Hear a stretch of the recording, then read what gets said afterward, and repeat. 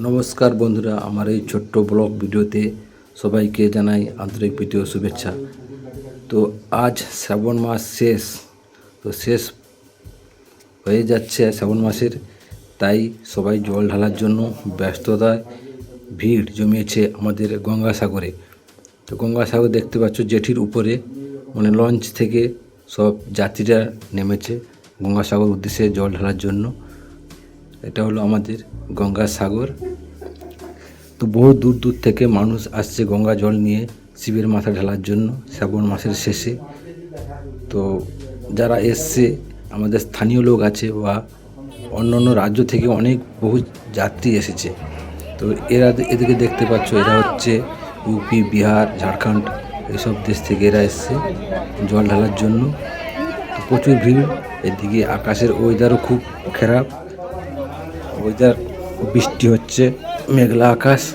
তো সেই উপেক্ষা করে সবাই বাবার মাথায় শ্রাবণ মাসে জল ঢালতে আসছে। দেখতে পাচ্ছ এরা জেটির উপর থেকে যাচ্ছে। তো আমি সেই সুযোগে একটা ভিডিও বানিয়ে ফেললাম তোমাদের ছোট ভাই তরুণ এবং অফিসিয়াল ইউটিউব চ্যানেল। তো যাচ্ছে এরা শ্রাবণ মাসে জল ঢালার জন্য শিবের মাথায়।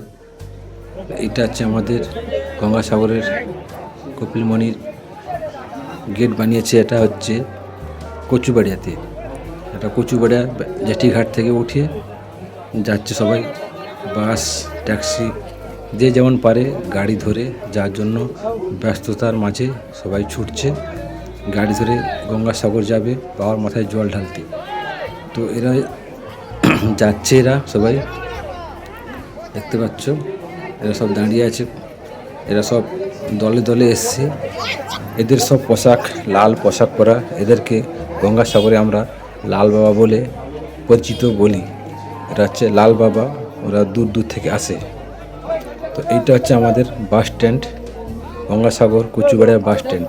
তো এই বাস স্ট্যান্ডে দেখতে পাচ্ছ এই বাসে ওঠার জন্য সবাই হুড়োপাটা করে বাসে উঠছে, যে এই বাসগুলো দাঁড়িয়ে আছে। এদিকে ছোটো ছোটো ম্যাজিক ট্যাক্সি, তারপরে ম্যাজিক গাড়িগুলো সব দাঁড়িয়ে আছে। এগুলো যাত্রী নিয়ে গঙ্গাসাগর উদ্দেশ্যে রওনা দেওয়ার জন্য।